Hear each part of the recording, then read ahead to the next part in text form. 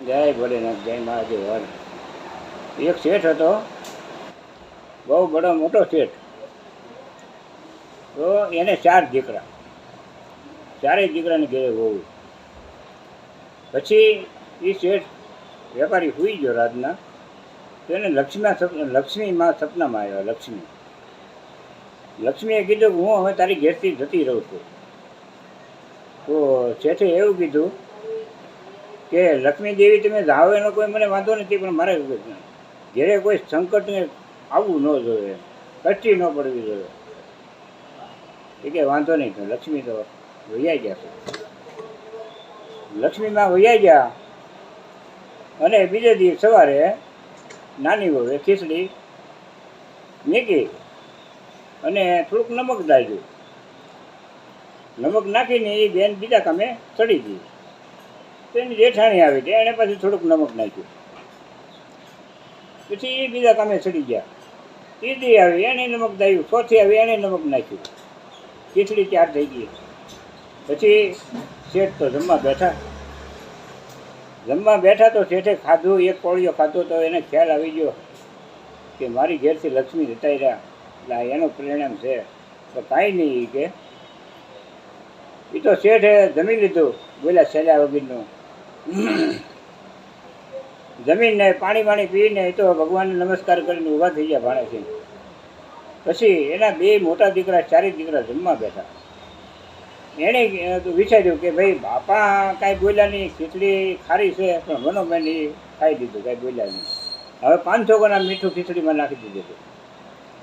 નાની વહુએ નાખ્યું, મોટી એવી 4 બાજુ મીઠું નાખ્યું. એટલે મોઢામાં ગળીને એવી ખીચડી થઈ ગઈ. તો શેઠને ખબર પડી ગઈ કે આ ખીચડી માતાજી વૈયા ગયા છે, લક્ષ્મી દેવી, એટલે આ બધું એનું બધું છે. તો એને ખાઈને ઊભા થઈ ગયા. ત્યારે છોકરાએ ખાઈ દીધો. પછી શેઠ તો રાત પડી સૂઈ ગયા ને એને પછી કષ્ટી સપનામાં આવી. કઠણાઈ સપનામાં આવી. તો કઠણાઈ કીધું કે ભાઈ મારે તારી ઘરે રહેવું નથી. એ કે કેમ? એ કે એટલું બધું બધાના મગજ ફેરવીને ખીચડીમાં નમક નખાવ્યું અને તમે બધાએ ખાઈ લીધું, કોઈ બોલ્યા નહીં, તો આ કષ્ટી ઊભું કેમ રહેવું તમારી ઘરે મારે? તો કષ્ટી કે મારે નથી રહેવું, ભાગ્યા ભાઈ. કઠણાઈ તો વહી ગઈ અને લક્ષ્મી દેવીને તો એ પાછું રહેવું બધું ઘેરે.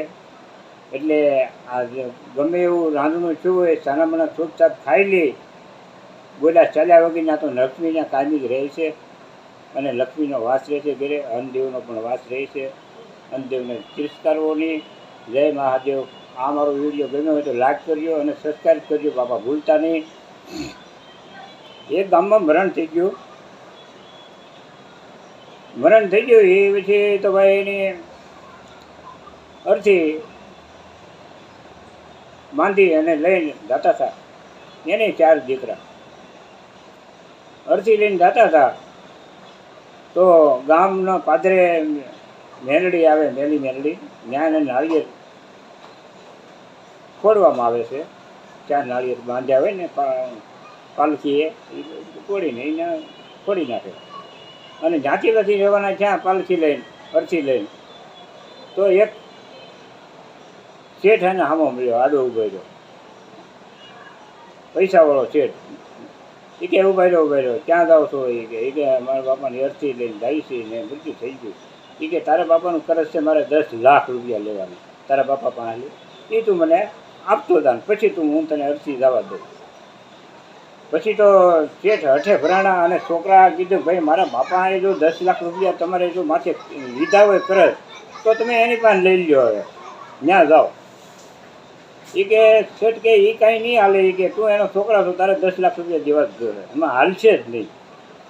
તો પછી એને મગજમારી થઈને ધડ કરી બહુ. પછી એને ઘેરે સમાચાર મળ્યા કે ભાઈ આને વેપારી કોઈક શેઠ એને મળ્યા છે કે ભાઈ આમ મૃત્યુ બાબા થઈ ગયા છે, એના છોકરા પાસે 10 લાખ રૂપિયા બાબા માગે છે, દેતા નથી, અને ત્યાં સુધી અર્થી જવા નહીં દે. તો એ દીકરી સીધી ત્યાં આવી અને શેઠને પગે પડી ગઈ. એની પાસે દાગીના હતા એ બધા લઈને અને એની પાસે રોકડ હતી, શેઠને આપી દીધી.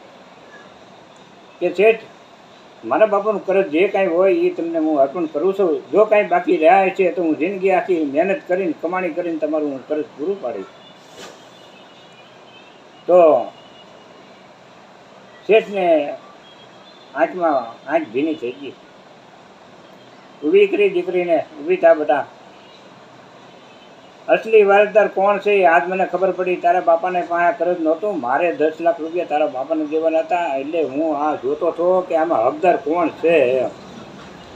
4,75 જેવા હતા તો એણે એમ કીધું કે ભાઈ મારા બાપા વૈયા જા, તું ત્યાં લઈ આવે, તું ત્યાંથી લઈ લે, આમ છે ને તેમ છે, નથી મારી પાસે પૈસા, તું લાશ લઈ જા, તું અરથી ઉપાડી જા. આવું બધી દીકરી એણે આવીને આવું કીધું. અને ભાઈ આ તમારે આ ઘરેણા, આ પૈસા જે કાંઈ ઘટે તો હું તમને કાળી મજૂરી કરીને તમારું મારા બાપાનું ઋણ હશે એ હું ચૂકત કરી દઉં. પછી એ સમયમાં એ શેઠને આંખમાં પાણી, આંખમાં આંસુ આવી ગયા. દીકરીને ઊભી કરીને કીધું છે, બેટા મેં તારા બાપા પાસે 10 લાખ રૂપિયા લીધા હતા અને મારે એની પાસે લેવાના નથી, મારે તારા બાપાને દેવાના નથી. હું તો જોતો હતો કે આમાં અસલી હકદાર કોણ છે. અસલી હકદાર તો બેટા તું છો. અને આ તો બધા નોખા બધા બહાના કાઢીને નામ ગામમાં બનાવવા હતું એને બધા આડાવડા પ્રશ્નો પૂછીને મને ઓલું કરી દીધું કે મારા બાપા પાસે લઈ આવો. આ મારો વિડીયો ગમ્યો હોય તો લાઈક કરજો અને સબસ્ક્રાઈબ કરજો અને ભૂલતા નહીં. જય મહાદેવ હર, જય ભોલેનાથ.